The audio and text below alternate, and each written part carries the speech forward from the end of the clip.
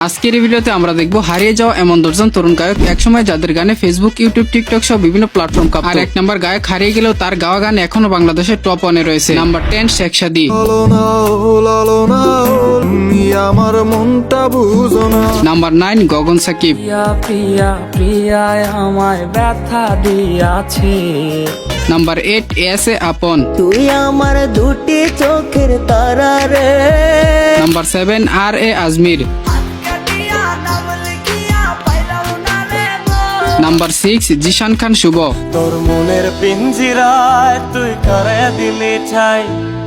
Number 5 Sadman Pappu. ধু আমার রাতের আকাশ।